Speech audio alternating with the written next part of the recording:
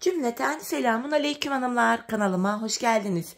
Bugün sizlere dikişsiz iki şiş çok güzel bir babet patik modelimin baştan sona anlatımını yapacağım. Ben patiğimde krem ve yeşil olmak üzere iki tane patiklik ip kullandım.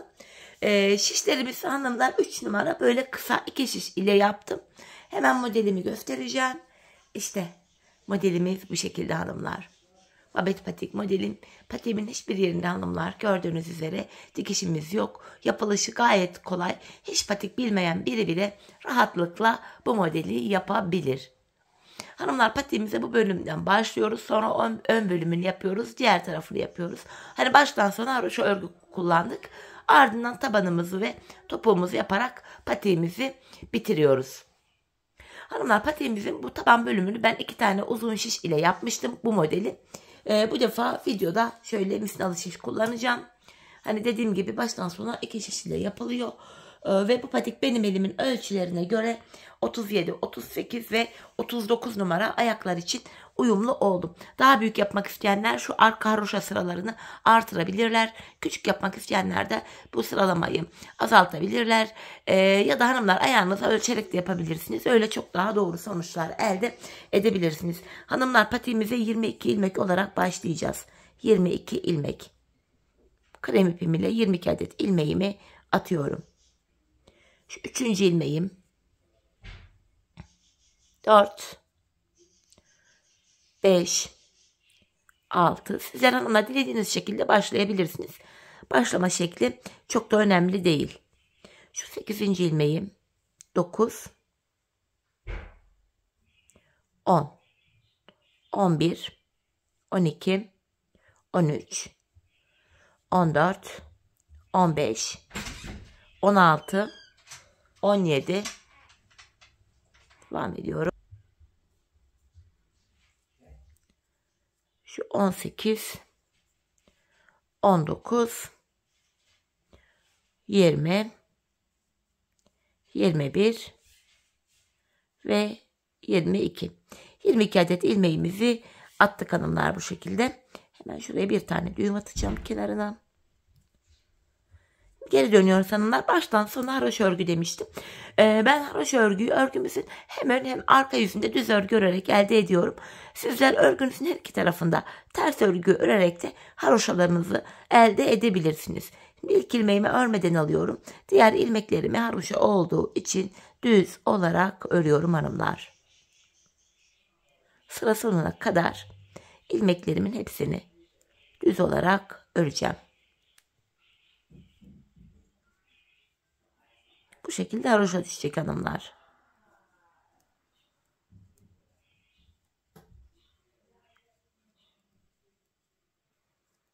Bakın bu şekilde.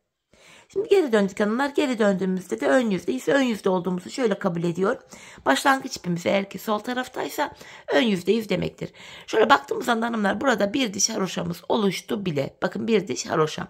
Böyle 22 ilmek üzerinden hanımlar bu bölüme ben toplamda 25 diş haroşa olana kadar ördüm. Sonra bu modelle bölüme geçtim. 25 diş haroşa hanımlar. Dediğim gibi sizler daha büyük yapmak istiyorsanız 26-27 diş haroşa da yapabilirsiniz. Küçük yapmak isteyenler de 21-22 diş haroşa da örebilirler. Ama haroşa örgünün de esneklik payını örerken lütfen göz önünde bulunduralım. Şimdi hanımlar hep birlikte bakın dediğim gibi burada bir diş haroşamız oluştu. Burada toplamda 25 diş haroşam olana kadar öreceğim geleceğim. Sonra da hanımlar birlikte modelimize başlayalım. Evet hanımlar ben tamına 25 diş haroşam olana kadar ilmeklerimi ördüm. Geldim hatta sayalım birlikte. 1, 2, 3, 4, 5, 6, 7, 8, 9, 10, 11, 12, 13, 14, 15, 16, 17, 18, 19, 20. 21, 22, 23, 24, 25. Bakın hanımlar haroşa örgünün esneklik payı şöyle. Bu şekilde esnediğini lütfen göz önünde bulunduralım. Bakın şu kadarcık haroşamız bu kadar yer tutuyor mesela. Şuradan başlamışız. Bakın esneklik payıyla bu kadar açılmış. Siz de hanımlar ayağınıza bu şekilde ölçerek yapın. Deneyin. Topuğunuzun kenarından tutun. Bu ayağınızın ön bölümüne kadar getirin. Şöyle tutun. Hani ona göre ölçerek yapın patiğinizi.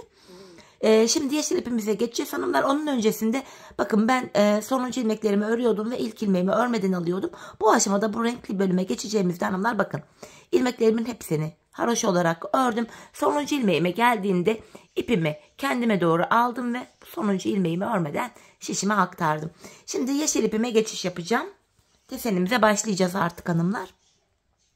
Şimdi bu ilmeğimi yeşil ipimle örerek başlayacağım. İlmeklerimi bu defa yeşil ile haroşa olarak öreceğim. Kenardan şöyle 2 ilmeğimi ördükten sonra yeşil ipimin ucunu şöyle kendine bağlayayım hanımlar. Düğüm atacağım. Patiğimiz sağlam olsun, sökülmesin diye.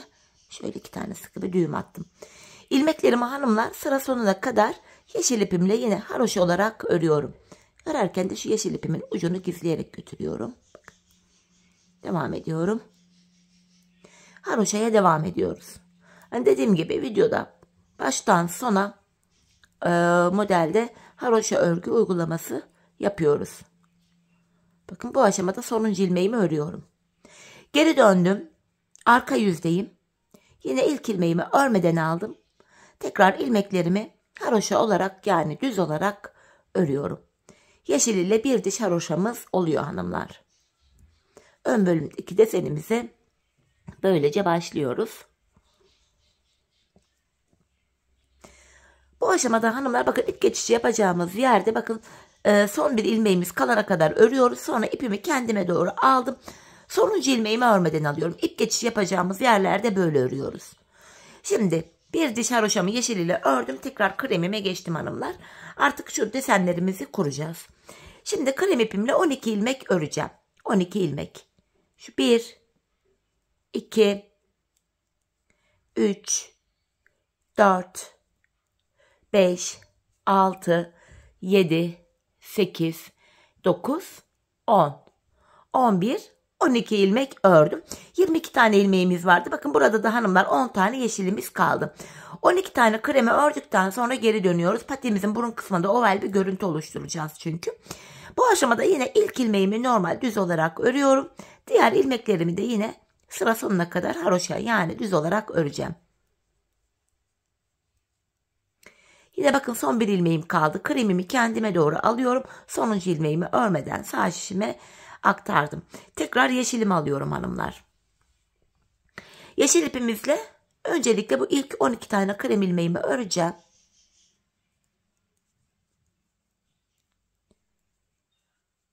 Krem ilmeklerimi öreceğim öncelikle. Şimdi hanımlar burada 10 tane yeşilimiz kalmıştı. Bunun 5'ini daha öreceğim. İlk sırada tamamını örmüştük. Şimdi yeşil ile ikinci sırayı yapıyoruz. Buraya 5 ilmek daha öreceğim. 1, 2, 3, 4, 5. Bakın kenarda 5 ilmeğim kaldı. Şimdi geri dönüyorum. Yine ilk ilmeğimi örmeden ilk ilmeğimi düz ördüm. Diğer ilmeklerimi de yine sırasıyla düz olarak örüyorum.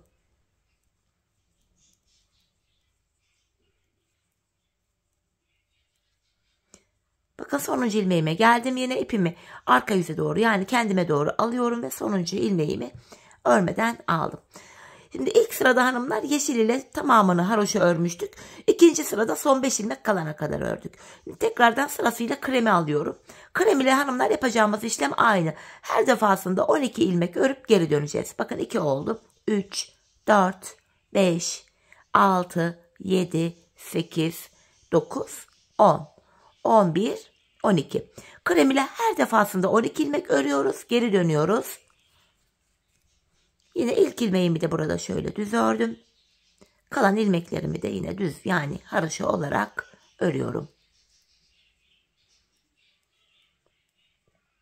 Yine ipi kendime doğru aldım. Sonuncu ilmeğimi örmeden sağ şişime takıyorum. Tekrar yeşilimi aldım hanımlar. Yapacağımız yeşille yapacağımız işlem şu. Bir sırada ilmeklerin hepsini örerken bir diğer sırada 5 ilmek örmeyeceğiz. Şimdi ilmeklerin tamamını öreceğim sırasıyla. Bir kere örüyorsak bir kere 5 ilmeği eksik öreceğiz. Bir önceki sırada 5 ilmek eksik örmüştük. Şimdi ilmeklerimizin hepsini sıra sonuna kadar öreceğiz.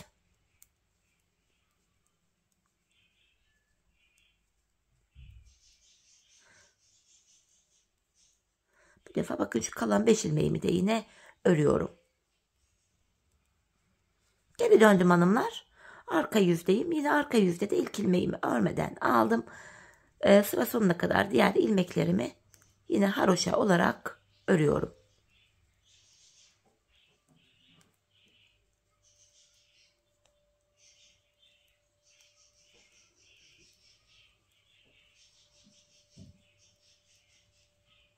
Bakın sonuncu ilmeğime geldim. İpimi kendime doğru alıyorum. İp geçiş yapacağımız yerde böyle yapıyoruz. Sonuncu ilmeğimi örmeden aldım. Tekrardan ip değişikliği yaptım. Kremimi aldım elime. Krem ipimizle sadece 12 diş haroşa örüyorduk hanımlar. 12 ilmek pardon. 2, 3, 4, 5, 6, 7, 8, 9, 10, 11, 12. 12 tane ördükten sonra geri dönüyorum. Yine bakın ilk ilmeğimi düz ördüm. Devamında gelen ilmeklerimi de yine düz olarak örüyorum. Krem ipimizde sadece 12 ilmek örüyoruz. Bakın son bir ilmeğim kaldı. İpi kendime doğru aldım ve sonuncu ilmeğimi örmeden sağ şişimi alıyorum. Şimdi hanımlar yeşilimize geçtik. Bir önceki sırada yeşilimiz ile sıra sonuna kadar haroşa örmüştük. Bu sıramızda 5 ilmek eksik öreceğiz. Yani bir sıra tamamını örerken bir sıra 5 ilmek eksik öreceğiz. Bir sıra tamamını ördük. Şimdi 5 ilmek eksik öreceğiz. Bu şekilde devam edecek hanımlar. İlmeklerimi şu anda yeşilim ile örüyorum. Kremlerimin hepsini yeşil ile öreceğim. Şimdi 5 ilmek daha öreceğim. 1, 2, 3, 4, 5. Bakın şişimde 5 ilmeğim kaldı. Hemen geri dönüyorum. İlk ilmeğimi yine ördüm. Devamında gelen ilmeklerimi yine haroşa olarak örüyorum.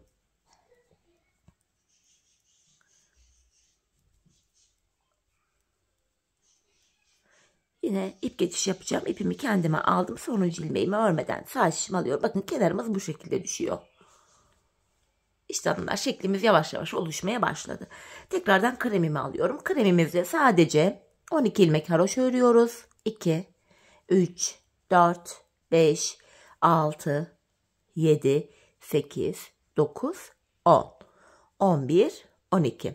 Tekrar geri dönüyorum. 12 ilmeğimi ördükten sonra yine ilk ilmeğimi düz ördüm. Diğer ilmeklerimi de düz olarak örüyorum. Bakın yine son ilmeğim kaldı. İpi kendime doğru alıyorum. Sonuncu ilmeğimi örmeden sağ şişime aldım. Yine yeşilime geçiyorum. Bir önceki sırada 5 ilmek eksik örmüştük hanımlar. Bu sırada ilmeklerin hepsini tamamını yeşilimiz ile öreceğiz. Krem ile sadece 12 ilmek örüyoruz hanımlar. Yeşil ile bir sırada tamamını ördüysek bir sırada 5 ilmek eksik örüyoruz. Sırasıyla böyle devam edip gidiyor model. Şimdi sıra sonuna kadar ilmeklerimin hepsini yeşil ipim ile haroşa olarak örüyorum. Yine sonuncu ilmeğimi de ördüm. Geri dönüyorum. Arka yüzdeyim. Yine ilk ilmeğimi örmeden aldım. Diğer ilmeklerimin hepsini haroşa olarak örüyorum. Model bu şekilde devam edecek hanımlar. Patiğimizin ön bölümü.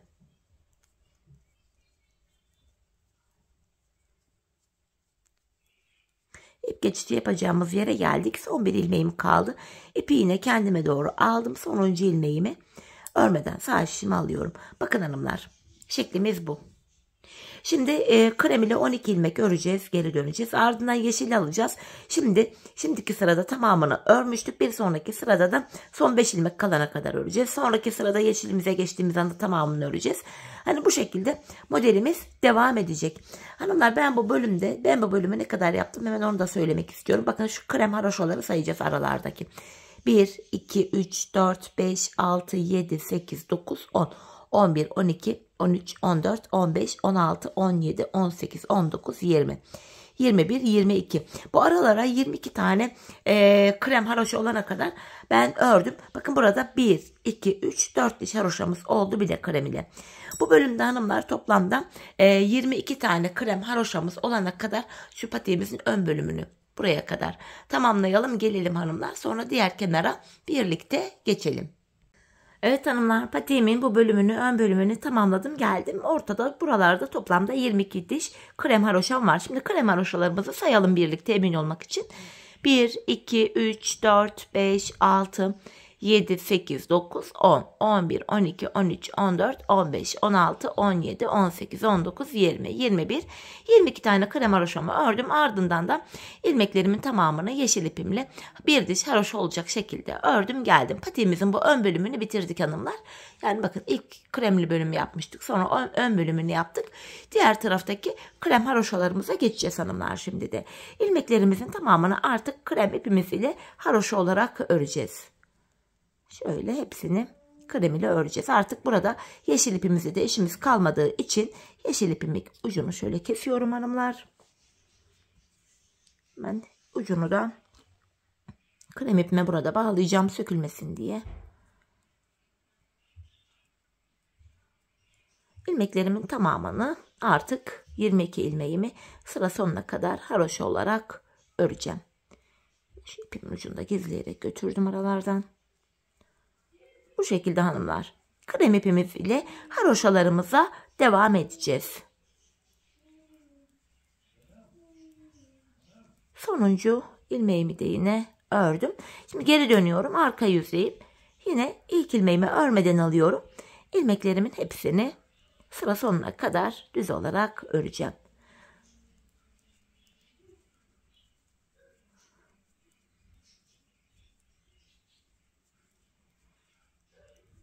Sonuncu ilmeğimi de hanımlar artık bu aşamada örüyorum. Çünkü artık ip geçişim yok. Sonuncu ilmeklerimi örüyorum. Geri dönüşte de ilk ilmeğimi örmeden alacağım. Şöyle baktığımız anda buraya bir diş haroşamız oluştu bile hanımlar krem ipimizle. Ben bu diğer kenarında toplam 25 diş haroşa yapmıştım. Buraya da aynı şekilde bu kenarına da 25 diş haroşamı yapacağım. Sizler bu bölüme kaç diş haroşa yaptıysanız diğer kenara da aynı sayılarda haroşa yapmanız gerekiyor. Şimdi hep birlikte bu bölüme 22 ilmek üzerinden haroşalarımızı diğer kenarla eşit olacak şekilde örelim gelelim. Evet hanımlar ben buraya tamı tamına 25 diş haroşamı ördüm ve geldim. Şimdi ilmeklerimizi keseceğiz hanımlar. İkişer ikişer toplayarak ilmeklerimizi keseceğiz. Bu şekilde. Şişinden de ilmek alıyorum. İkisini birlikte örüyorum. Böyle hanımlar kesim işlemini böyle yapıyoruz. Sıra sonuna kadar hanımlar ilmeklerimizi bu şekilde keselim gelelim. Evet hanımlar ilmeklerimin hepsini kestim geldim. Buraya en son sağlam olsun diye kenara 2 tane zincir çekiyorum ve ipimi kesiyorum. Patiğimizin bu üst bölümünü bitirdik hanımlar. Şeklimiz bu. Görüntü itibariyle patiğimiz böyle. Şimdi hanımlar ön yüzden bu kenar ilmek yerlerine girerek tabanımızı yapmak için ilmekler çıkaracağız. Ben burada hanımlar normalde patiğimin diğer eşini normal 2 tane uzun şişle yapmıştım. Burada patiğimizin şekli net görünebilsin diye ilmeklerimi misinalı şişe takacağım. Hani amaç burada şeklini size gösterebilmek. Misinalı şişlerle her ne kadar zorlansam da bu bölümde mecburen kullanacağım. Bakın hemen ilk kenar ilmek yerine girerek bir ilmek çıkarttım. Buralardan ilmekler çıkarıyoruz hanımlar. Bakın sıradaki kenar ilmek yerine ilmeğin iki kanadına birden girerek yine ilmeğimi çıkartıyorum. 2 ilmek oldu. Hemen şuradaki ipimin ucunu da kendisine bağlayacağım hanımlar. Patiğimizin burası sökülmesin diye. Şöyle buraya 2 tane sıkı bir düğüm atıyorum. Devam edeceğim yine ilmek çıkartmaya. Şu 3. ilmeğim. İpimin ucunu da gizleyeyim. Şu 4. 5, 6, 7, 8, 9, 10, 11, 12, 13, 14, 15, 16, 17, 18, 19, 20, 21, 22, 23, 24, 25. Bakın son kenar ilmek, krem kenar ilmek yerine kadar 25 ilmek çıkarttım. Zaten 25 diş haroşa örmüştük. Kenardan da 25 ilmek çıkarttık. Şimdi hanımlar bu orta kısımdan da bir yeşil bir krem, bir yeşil bir krem sırasıyla girerek yine ilmek çıkaracağız. Bu yeşilden başlayacağız. Bu son yeşile kadar toplamda hanımlar buradan da 45 ilmek çıkıyor. Buradan 25 ilmek çıkartmıştık. Aradan da 45 ilmek çıkacak. Bakın ilk yeşil kenar ilmek yerine girerek şöyle ilmeğimi çıkartıyorum. Burasında hanımlar ilk ip geçişiydi. Buradan ilk ilmeğim biraz sıkı. İlk ilmeğim çünkü oraya düğüm atmıştık. Sırasıyla bakın bir yeşile girdim. Ardından kreme girip kremden çıkartıyorum. Bir yeşilden bir kremden. sırasıyla ilmeklerimizi çıkartıyoruz. Buradan da hanımlar bu şekilde bir yeşil bir kremden bu aradan 45 tane ilmek çıkaracağız. Yani şu son yeşil kenar ilmek yerine kadar 45 tane ilmek çıkaracağız. Bu şekilde bakın, bir yeşil bir krem, bir yeşil bir krem, bir yeşil bir krem. Bu şekilde şuraya kadar 45 ilmek çıkaracağız. Sonra yine krem olan bölüme geçeceğiz. Buradan da yine 25 tane ilmek çıkaracağız hanımlar. Şimdi hep birlikte bu uca kadar ilmeklerimizi sizlere söylediğim sayılardan çıkaralım gelelim. Evet hanımlar, buraya kadar toplamda ilmeklerimi çıkarttım. Dediğim gibi ilk başta bu krem olan yerden 25 ilmek çıkartmıştık. Bu yeşilli modelli bölümden 45 ilmek. Bu kenardan da yine 25 adet ilmek çıkarttık. Şişimizde böylece toplam 95 ilmeğimiz oldu. Şimdi geri dönüyoruz. Hanımlar, bir diş haroşa öreceğiz. Şu an arka yüzdeyim. İlk ilmeğimi örmeden alıyorum. Diğer ilmeklerimi sırasıyla düz olarak, yani haroşa olarak örüyorum. Sıra sonuna kadar ilmeklerimizi bu şekilde öreceğiz hanımlar. Bakın, ön yüze böylece bir diş haroşa düşüyor. Sıra sonuna kadar 95 ilmeğimizin tamamını bu şekilde örelim gelelim. Evet hanımlar, sıra sonuna kadar ilmeklerimi ördüm. Bakın, ön yüze bir diş haroşa düştü. Şimdi burun kısmından başlayarak tabanımızı örmeye geçeceğiz hanımlar. Şişimizde toplam 95 ilmeğimiz var. 7 ilmek buruna ayıracağız öncelikle. Sonra burunda 13 olana kadar artıracağız. Öncesinde hanımlar 95 ilmeğimiz var. 7'sini burun kısmına çıkınca geriye 88 ilmeğimiz kalıyor. Bu 88 ilmeği de iki tarafa eşit olarak paylaştırınca yanlara da 44'er ilmek düşüyor. Öncelikle hanımlar şöyle ilk 44 ilmeğimi öreceğim. Yine haroşaya devam ediyoruz bu aşamada.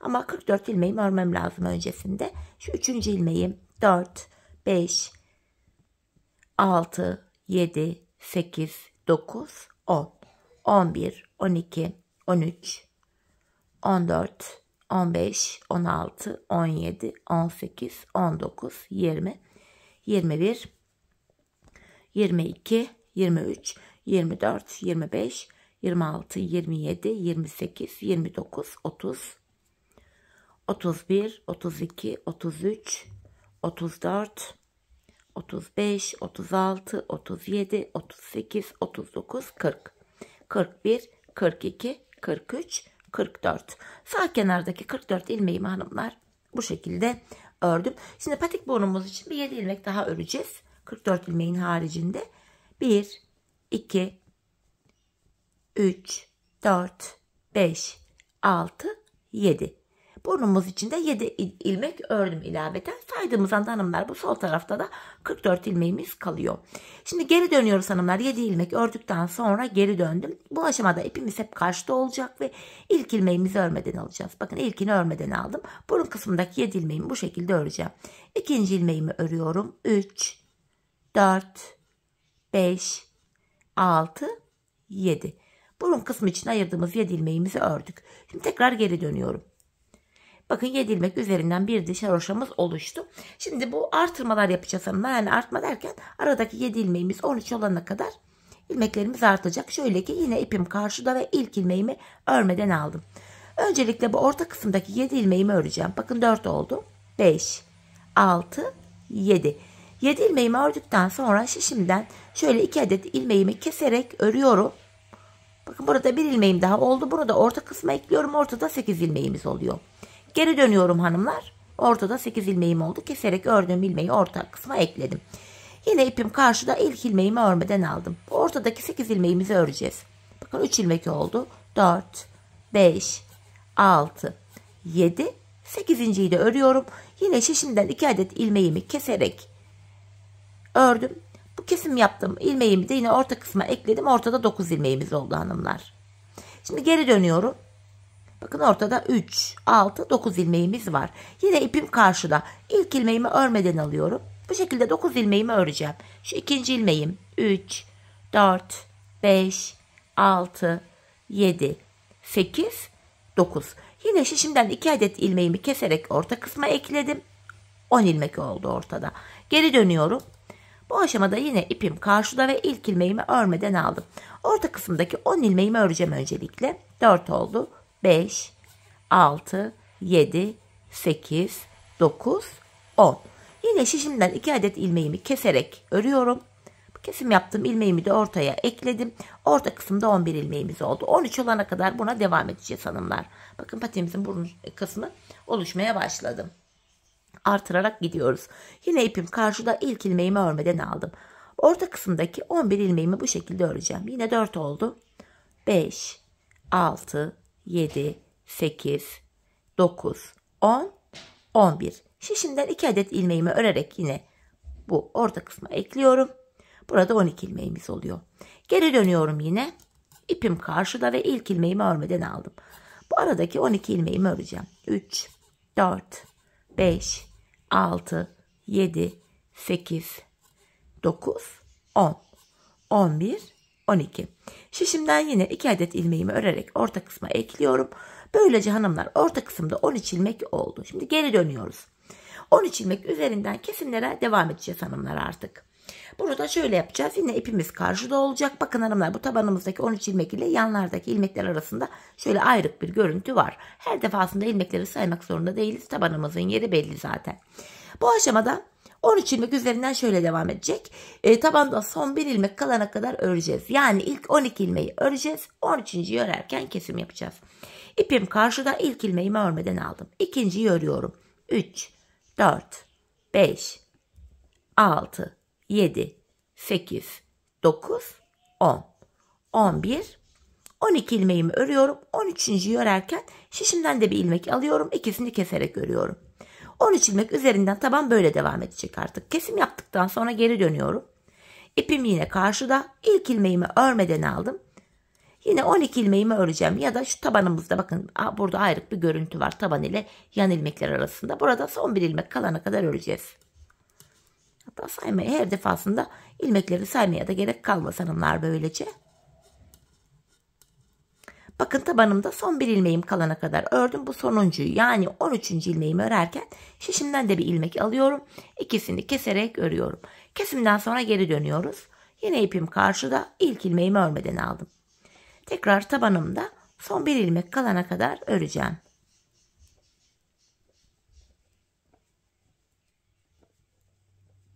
Bakın hanımlar, son bir ilmek kaldı. Bu 13. ilmeğimi örerken yine şişimden de ilmek alıyorum. İkisini keserek örüyorum. Tekrar kesimden sonra geri dönüyoruz. İpim karşıda, ilk ilmeğimi örmeden aldım. Bu bölümde ilk 12 ilmeği öreceğiz. 13.'yi örerken kesim yapacağız. Patiğimizin tabanı bu şekilde örülecek hanımlar. Şu 12. ilmeğim, bakın tabanımda son bir ilmeğim kaldı. Bunu örerken yine şişimden ilmek alıyorum. İkisini keserek örüyorum. Kesimden sonra geri döneceğiz. Bu şekilde hanımlar, bakın görüntümüz kendini göstermeye başladı, oluşmaya başladı. Bu şekilde patiğimizin tabanını 13 ilmek üzerinden öreceğiz.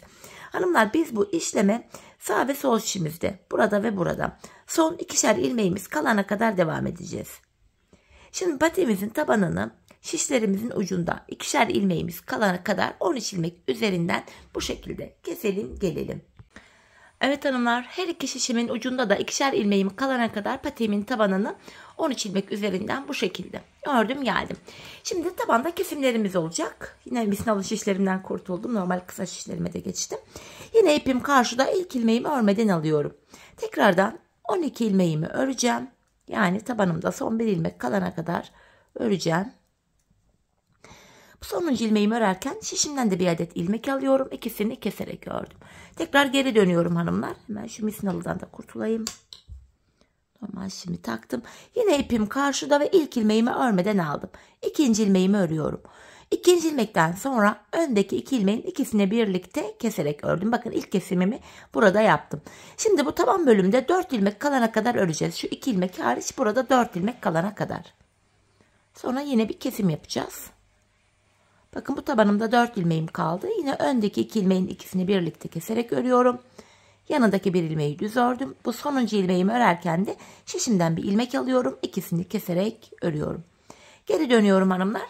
Şişlerimde son birer ilmeğim kaldı. Yine ipim karşıda, ilk ilmeğimi örmeden aldım. Burada son 2 ilmeğim kalana kadar öreceğim artık. Sonuncu ilmeklerimizi de keseceğiz. Bakın son 2 ilmeğim kaldı. Bu sonuncu ilmeğim ile şişimde kalan bir ilmeğimi alıyorum.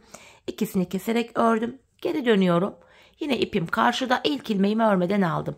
İkinciyi örüyorum. Hemen öndeki 2 ilmeğin ikisini birlikte keserek örüyorum hanımlar. Tabanımda şu son 1 ilmek hariç 4 ilmek kalana kadar öreceğim. Yani şu öndeki 3 ilmeği örüyorum. Ardından şu buradaki 2 ilmeğin ikisini keserek ördüm. Yanına 1 ilmek düz örüyorum ve sonuncu ilmeğimi örerken şişimden de bir ilmek alıyorum. İkisini keserek örüyorum. Hanımlar şimdi geri döndüm. Bu aşamada bu tabanımızda bakın 2, 4, 6, 8, 9. 9 ilmeğimiz kaldı. 9 ilmek üzerinden patiğimizin şu arka bölümünü yapacağız. Yine ipim karşıda hanımlar ve ilk ilmeğimi örmeden alıyorum. Son 2 ilmeğim kalana kadar öreceğim. Yani 7 ilmeğimi öreceğim. Bakın burada son 2 ilmeğim kaldı. İkisini keserek örüyorum. Burada 8 ilmek kaldı. Şimdi sıradaki kenar ilmek yerlerine hanımlar bakın şuraya. İlmeğin 2 kanadına birden giriyorum ve buradan ilmek çıkartıyorum bu şekilde. Yeniden 9 ilmeğim oldu. Şimdi geri dönüyorum. İpim karşıda, yine ilk ilmeğimi örmeden aldım. Tekrardan son 2 ilmeğim kalana kadar öreceğim. Bakın son 2 ilmeğim kaldı. İkisini keserek örüyorum. Bu sağ taraftan ilmek çıkartırken hanımlar geri dönüyorum. Ön yüze rahat ilmek çıkartabiliyorum. Bakın bu başlangıç yerimizde 22 ilmek attığımız yerin ilk sırasına girerek buralardan başlayarak hanımlar ilmeklerimi çıkartarak arka bölümü örüyorum. İlmeğimi çıkarttım. Şimdi tekrar son 2 ilmeğim kalana kadar öreceğim. Sırayla sıradaki kenar ilmek yerlerine girerek ilmek çıkarıyoruz. Bakın son 2 ilmeğim kaldı. İkisini kesiyorum. Ve sıradaki kenar ilmek yerime girerek bir önce kesimimi yaptım. Sıradaki kenar ilmek yerimiz şurası. Bakın sırasıyla yerleri belli. Buraya girerek yeniden ilmeğimi çıkarttım. Bu şekilde hem patiğimizin arkası örülmüş oluyor hem de bu yanlara ekleniyor hanımlar, dikişe gerek kalmadan. Yeniden geri döndüm. İpim karşıda, ilk ilmeğimi örmeden aldım. Tekrar son 2 ilmeğim kalana kadar öreceğim. Son 2 ilmeğimi kesiyorum. Sağ taraftan ilmek çıkartırken hanımlar şöyle geri dönüyorduk ön yüzden, bakın. Sıradaki kenar ilmek yerim burası. İlmeğin 2 kanadına birden girerek ilmek çıkartıyorum buradan. Yeniden 9 ilmeğim oldu. Tekrardan son 2 ilmeğim kalana kadar öreceğim. Son 2 ilmeğimi kesiyorum ve sıradaki kenar ilmek yerim burası. Buraya girerek 1 adet ilmek çıkarttım. Yeniden geri dönüyorum. İpim karşıda, ilk ilmeğimi örmeden aldım. Yeniden son 2 ilmeğim kalana kadar öreceğim. Bakın son 2 ilmeğim. İkisini keserek örüyorum ve bu tarafta sağ taraftan ilmek çıkartırken geri dönüyoruz. Bakın sıradaki kenar ilmek yerim burası. Buradan ilmeğimi çıkartıyorum. 9 ilmek üzerinden patiğimizin arka kısmı hanımlar bu şekilde yapılacak. Biz bu işleme burada son kenar ilmek yerlerimize kadar devam edeceğiz. Patiğimizin arkasını bu şekilde öreceğiz. Şimdi hep birlikte son kenar ilmek yerlerimize kadar patiğimizin arka bölümünü sizlere gösterdiğim gibi örelim, gelelim. Evet hanımlar, son kenar ilmek yerlerine kadar patiğimin arka bölümünü bakın bu şekilde ördüm geldim. Şimdi ilmeklerimizi keseceğiz artık. İkişer ikişer toplayarak ilmeklerimi keseceğim. Kesimimi yaparken şu ipimin ucunda böyle gizleyerek götüreyim hanımlar. Bu şekilde.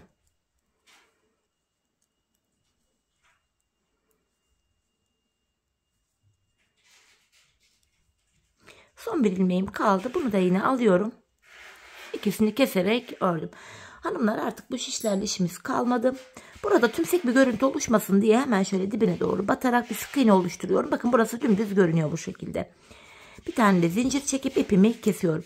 Patiğimiz hanımlar böylece kabataslak olarak bitti. Şimdi kenar oyamız ve çiçeğimiz kaldı. Öncelikle hemen şuradaki iplerimi de bakın. Şöyle ilmek aralarından geçirerek bir güzel gizleyeceğim. Hani patiğimizin içi dışı düzenli, tertemiz görünsün hanımlar. Böyle şey durmasın. Ayağımıza gittikten sonra ipler çıkarsa çirkin bir görüntü olur. Bu görüntüyü önleme adına böyle iplerimizi sırayla güzelce gizleyeceğiz. Biri başlangıç ipimizdi. Biri yanık kestiğimiz ipimizdi. Biri de en sonki ördüğümüz ipimiz. 3 ipimiz vardı burada. Şöyle bunları da sıkıştırarak şöyle bir güzel gizleyelim. Evet. Bakın hanımlar, patiğimiz tamam. Bu kadar. Gördüğünüz gibi gayet esnek, hoş bir patik oldu. Şimdi hemen bu kenar oyamızı yapacağız. Kenar oyamızı yaparken de önde bir toplamalarımız olacak hanımlar. Hemen onu da göstereyim size. Öncelikle yeşil ipimle yaptım kenar oyamı. Şöyle tığım ile bir ilmek oluşturuyorum. Bu şekilde. Hemen topuğumuzu bitirdiğimiz yerden şuradan ilmeğimi buraya sabitleyerek kenar oyamı yapacağım. İlmeğimi sabitledim buraya. Öndeki kenar ilmek yerine batarak hanımlar sık iğne yapıyorum. 3 zincir çekip sık iğnenin içine şu şekilde batıyorum hanımlar. Buraya şöyle bir kirpik oluşturdum ve hemen sıradaki kenar ilmek yerine batarak kirpiğimi sabitliyorum. Tekrardan öndeki kenar ilmek yerine batarak sık iğne oluşturuyoruz. 3 zincir çekip şöyle sık iğnenin içine batarak buraya bir kirpik oluşturuyoruz ve sıradaki kenar ilmek yerine batarak bu kirpiğimizi buraya sabitliyoruz. Bir tane sık iğne yapıyoruz. 3 zincir çekiyoruz. Sık iğnenin içine batarak kirpik oluşturuyoruz ve önündeki kenar ilmek yerine batarak kirpiğimizi sabitliyoruz. 3 tane yaptık hanımlar. Dördüncüyü de yapalım. Sık iğne yapıyoruz. 3 zincir çekiyoruz. Tekrar sık iğnenin içine batarak kirpik oluşturuyoruz ve sıradaki kenar ilmek yerine batıyoruz. Kenar oyamız bu şekilde yapılıyor hanımlar. Biz bu işleme bakın şuradaki son krem kenar ilmek yerine kadar devam edelim. Bu yeşilli bölümde hanımlar kesmeler yapacağız. Burayı birlikte yapalım. Sizlere göstermek istiyorum. Şimdi bu son buradaki krem kenar ilmek yerine kadar bu kenar oyamızı yapalım gelelim. Bakın krem kenar ilmek yerine kadar kenar oyamı yaptım geldim hanımlar. Şimdi bu aşamada yapacağımız işlem şu. Tekrardan sık iğnemi yapacağım ama bu defa öndeki yeşile değil bir sonrakine batarak. Bakın birer tane yeşil kenar ilmek yeri atlayarak yapacağız. Bir sonrakine atlayarak sık iğnemi yaptım. 3 zincir çekip tekrardan kirpiğimi yapıyorum. Yeniden öndekine değil bir sonrakine bakın birer tane kenar ilmek yeri atlıyoruz. Bu şekilde batıyorum. Sık iğnemi kirpiğimi sabitledim. Şimdi yenisini yapacağım. Tekrar sık iğne. Önündekine değil bir sonraki kenar ilmek yerine batıp sık iğnemi oluşturdum. 3 zincir çekiyorum. Kirpiğimi yapıyorum. Yine hemen önündeki değil bir sonraki yeşil kenar ilmek yerine girdim. Kirpiğimi sabitledim. Tekrardan sık iğne yapacağım. Hemen önündeki değil bir sonraki kenar ilmek yerine batarak sık iğnemi yapıyorum. 3 zincir çekip kirpiğimi yapıyorum. Ve ardından hemen önündeki değil bir sonraki kenar ilmek yerine batarak kirpiğimi sabitledim. Yeşil kenar ilmek yerlerini hanımlar bu şekilde yapıyoruz. Birer ilmek atlayarak maksat bu bilek bölümünü burayı biraz sıkmak, derli toplu dursun patiğimiz diye. Devamında yine aynı şekilde sırasıyla devam edeceğiz hanımlar. En son kirpiğimi sabitlemiştim. Tekrar sık iğnemi yapıyorum. 3 zincir çekip kirpiğimi oluşturdum ve artık kremli bölümdeyiz hanımlar. İlmek kenar ilmekleri atlamayacağız. Sırasıyla devam edeceğiz. Öndeki kenar ilmek yerine batarak kirpiğimi sabitledim. Yeniden bir diğerini yapacağım. Sıradaki kenar ilmek yerine batıp sık iğnemi oluşturdum. 3 zincir çekiyorum. Yine bakın kirpiğimi oluşturup sıradaki kenar ilmek yerine batarak kirpiğimi sabitliyorum. Bu şekilde hanımlar. Şimdi bu ilk başladığımız yere kadar sırasıyla kenar ilmek yerlerine girerek bu kenar oyamızı tamamlayalım gelelim. Evet hanımlar ilk başladığım yere kadar kenar oyamı tamamladım geldim. En son buraya bir tane bir zincir çekip ipimi keseceğim. Kenar oyamızı bitirdik. Ve hemen yeşil ipimin ucunda böyle ilmek aralarından geçirerek gizleyeyim. Şimdi çiçeğimizi yapacağız hanımlar. Böyle çiçek yapmada falan bayağı bir zorlanıyorum. Bayağı bir kötüyüm. Umarım yapabilirim. Videoda gösterebilirim. Diğerini kaza bela yaptım ama video arkasında. Bakın patiğimiz şimdi bu kadar. Gelelim çiçeğimize. Çiçeğimizin ortasına bu şekilde dörtlü yaprak olacak şekilde yeşille yaptım. Öncelikle şöyle sihirli halka mı diyorlar ne diyorlar şöyle bir oluşturdum ama nasıl oluşturduğumu da şu an pek hatırlayamadım. Şöyle bu şekilde oluşturdum ama yok böyle oluşturmamıştım. İpimin ucu şu tarafta. Böyle sıkınca şurası geliyordu. Neyse hanımlar siz doğrusunu yaparsınız. Ay, 3 tane zincir çekiyorum hanımlar. İpimi tığıma doladım. Şimdi buraya bakın. Şöyle 2 kere topluyorum. 2 kere çıkıyorum. Trabzan yaptım. Bakın burada 2 tane oldu. Yeniden ipimi tığıma doladım. 2 kere de çıkıyorum. Bakın burada 3 tane trabzanım oldu. Ve 3 tane ilmeğim var. Üçünü birlikte topluyorum. 1, 2, 3, 4 ilmek. 4 zincir çekiyorum. Yine bu halkanın içine batarak sabitliyorum. Bakın buraya bir tane yaprak oluşturduk. Şimdi aynısından ikinciyi yapacağız. 3 zincir çekiyorum. İpimi tığıma doladım. Yanına trabzan yapıyorum. Bakın 2 kere çıkıyorum. Tığımda 2 tane ilmeğim var. Tekrar ipimi tığıma doladım. Trabzan yapacağım yine. 2 seferde çıkıyorum. 1, 2. Bakın burada 3 tane 1, 2, 3 trabzanımız oldu. İlk 3 zincirimizle birlikte. Üçünü birlikte topluyorum. 1, 2, 3, 4 zincir çekip bu halkanın içine batıyorum. Bakın ikinci yaprağımızı da bu şekilde oluşturdum. Devamında hanımlar şurayı şöyle biraz sıkmamız gerekiyor. Devamında yine bundan 4 tane yapacağız. Şimdi ikisini yaptık. Üçüncüyü yapıyorum. 3 zincir çektim. Yine bakın ikinci trabzanımı yaptım. İpimi tığıma doluyorum. Şu da üçüncü trabzanım. Tığımdaki 3 ilmeğin üçünü birlikte topladım. 4 zincir çekip halkanın içine batıyorum. Şimdi bundan dördüncü yaprağımı yapacağım. Bakın 3 tane var. Şimdi dördüncüyü yapacağız. 3 zincir çekiyorum. İpimi tığıma doladım. Bakın bir tane trabzan yaptım. İpimi tığıma doladım. Bir tane daha yaptım. Şimdi 3 trabzanım var. Üçünü birlikte topluyorum. 4 zincir çekip dibine batıyorum hanımlar. Bu aşamada buraya bir tane zincir çekip artık yeşilimle işim kalmadı. Bu yeşil ipimi keseceğim hanımlar. Şurayı şöyle biraz sıkıştırayım orta bölümü. İpimi kesiyorum, yeşil ipimi. Buraya kremle arkaya devam edeceğim hanımlar, çiçeğimizin arkasına. Hemen şu ipimin ucunu da şöyle gizlemek istiyorum. Bu şekilde zaten çiçeğimizi yaparken de kreme geçince de bu ipler böyle gizleniyor, arkada görünmüyor. Şöyle. Şimdi krem ile çiçeğimin ikinci sırasını yapacağım. Şu bölümleri yapacağım hanımlar. 4 tane yaprağı yeşil ipimle yapmıştım. Şimdi 8 tane yapacağız. Her bir yaprağın arkasına hanımlar böyle hemen uydurma bir çiçek oldu. Yani hiçbir profesyonelliği yok. Sizlerin bildiğiniz farklı çiçekler varsa onları da yapabilirsiniz bu bölüm hanımlar. Neyse krem ipimle şöyle bir ilmek oluşturdum. Hemen şu arkadan bakın iki çiçeğin arasından herhangi bir yerden olacak şekilde şöyle batıyorum, aralardan arkalardan girerek şöyle. Önce ilmeğimi buraya sabitliyorum. Şimdi hanımlar şöyle yapacağım. Bakın 2 zincir çekiyorum. Çiçeğimin tam ortasına gelecek yerden batarak böyle bunu sabitledim. Tekrar 2 zincir çekiyorum. Diğer iki çiçeğimin arasına gelecek şekilde ilmek arasından arkadan şöyle girerek bu iki zincirlerin üzerlerine hanımlar tekrardan çiçekler yapacağız. Bir çiçeğin arkasına böyle ikişerli zincir çektik. Bakın bu çiçeğimin arkasına 2 tane zincir çektim. Şimdi yeniden bu ikinci yaprağımın arkasına da bakın 2 tane zincir çekiyorum. Yaprağımın şu tam ortasına gelecek bölüme arkadan şöyle batarak burayı toparlıyorum. Yeniden 2 tane zincir çekiyorum ve yaprağımın iki tane yaprağımın arasına gelecek şekilde ilmek arasından girerek bunu buraya sabitliyorum. Tekrardan hanımlar devam ediyorum. 2 zincir çekiyorum. Diğer yaprağımın ortasına gelecek şekilde şöyle buraya sabitledim. Yeniden 2 zincir çektim. 2 yaprağın arasına gelecek şekilde bir yaprağın arkasına hanımlar ikişerde 2 tane ikili zincir çekiyoruz. Böylece 4 tane yeşil yaprağımız vardı. Kremden de 8 tane oluyor. Her bir yaprağın arkasına ikişer tane çiçek yapacağız yeniden. Tekrar 2 tane zincir çektim. Sonuncu yaprağımı da yapıyorum. Bakın. Tam yaprağımın aradan gelecek şekilde. Şöyle. Giriyorum ilmek arasından.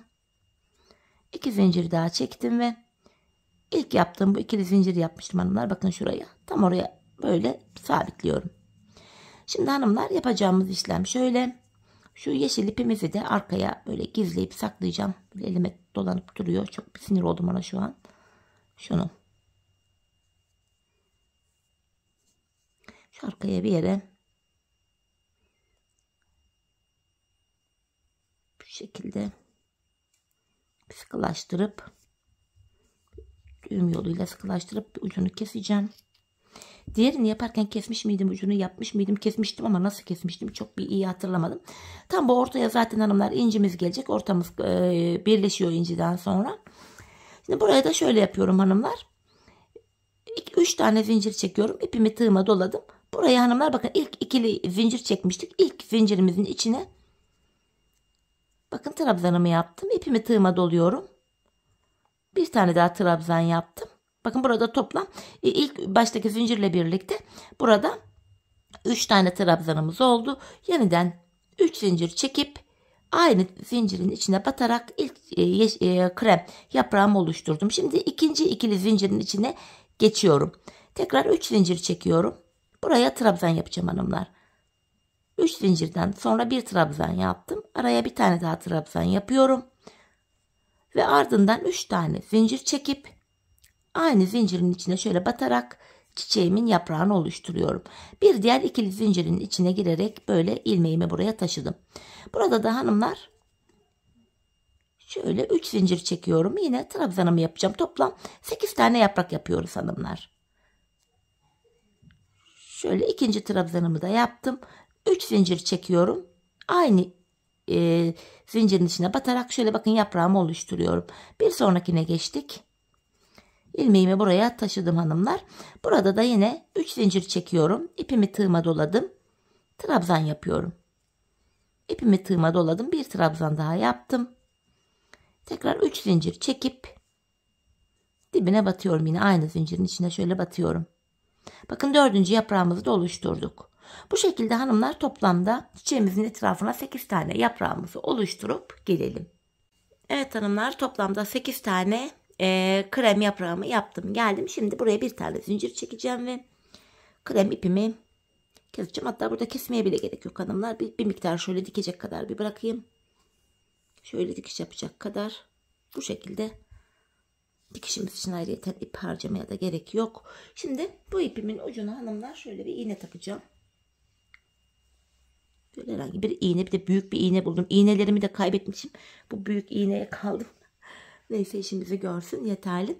Hanımlar, ben bir de bu patiğimin, bu çiçeğimin ortası böyle çirkin durduğu için maalesef böyle görüntü itibariyle böyle inci diktim ortaya. Yani inci dikmemdeki amaç tamamen bu çirkin görüntüyü yok etmek. Çünkü keza ben yapamıyorum gülü dalı çiçeği falan. Hani yaptığım işlere yapıyorum derim ama yapamadığım işleri de işte ben yapıyorum falan deyip de öyle hava atmam. Ben bu çiçek işlerini yapamıyorum hanımlar. Elimden geldiğince size de göstermeye çalışacağım şimdi bunu. Yani kötüyüm bu çiçek, böcek, gül, dal işlerinde. Böyle aralardan girerek hanımlar incimi buraya sıkıştıracağım. Ortaya. Ortadaki bu çirkin görüntü ortadan kalksın diye yaptım, diktim bu inciyi de dediğim gibi. Yoksa hiç şey yok yani. Yapamıyorum ben böyle şeyleri. Süsleme işlerini. Yeniden bir daha incinin içinden şöyle iğnemi geçireyim arkaya doğru. Şöyle sabitliyorum. Bu şekilde hanımlar, bakın incimi sabitledim. Çiçeğimiz böyle oldu maalesef. Yani güzel gibi görünüyor. Neyse. O kadar da kendime harcamayayım. Evet, şimdi tam da bu orta bölümü hanımlar. Patiğimizin bu bölümüne. Dilerseniz sade de kullanabilirsiniz hanımlar. Ya da buraya böyle şey de takabilirsiniz. Hani kordondan fiyonk falan da takabilirsiniz. Öyle de güzel olur. Tam olarak şu bölüme bakın, çiçeğimiz birazcık bu bölümü geçiyor, orta kısmı. Şöyle gelecek şekilde ben çiçeğimi diktim. Birazcık bakın böyle gelecek şekilde, diğeri de yine aynı. Üste gelecek şekilde öyle ayarladım. Diktim. Çiçeğimi buraya böyle sabitledim. Şöyle krem yerlerden girip çıkarak çiçeğimizi buraya sıkılıyoruz. Bu şekilde. Kocaman iğneye kaldım şu anda. İğnemle de bir rahat çalışamıyorum. Tekrardan bakın kremli bölümlere girerek şöyle çiçeğimizi buraya iyice bir sıkılayalım. Düşmesin, dökülmesin sonradan. Çiçeğimizin de şeklini bozmadan dikmeye çalışalım hanımlar. Böyle ara ara girerek bakın çiçeğimi sabitliyorum buralara.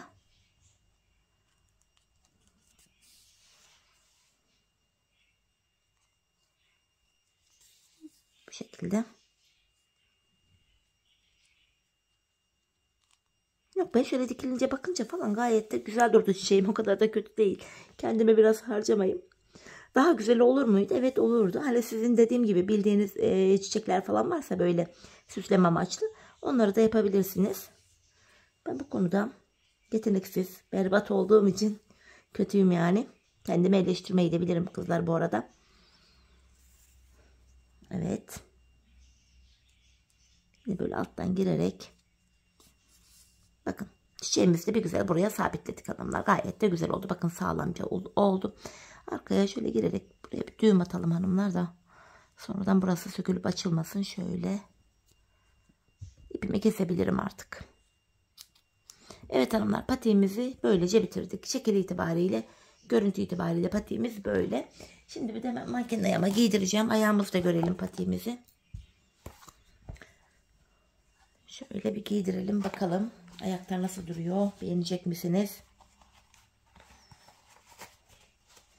Ben çok beğenerek yaptım hanımlar. Severek yaptım. Gerçekten çok da kolaydı. Zevkli bir modeldi. Umarım sizler de benimle birlikte beğenerek, severek yaparsınız. Hemen şöyle bakın, patiğimizle gelirdim. Bakın tabanımız. Patiğimizin arkası. Çiçeğimiz. En kötü de çiçeği mi durdu? Hani kendime övdüm falan ama yani çiçeğimiz de pek bir şeye benzemedi. Olsun, gene iyi. Evet hanımlar, yine birlikte güzel bir modelin daha sonuna geldik. Bir hatam olduysa affola çiçek konusunda. Yeni modellerde, yeni videolarda buluşmak dileğiyle. Şimdilik hoşça kalın. Sağlıcakla kalın.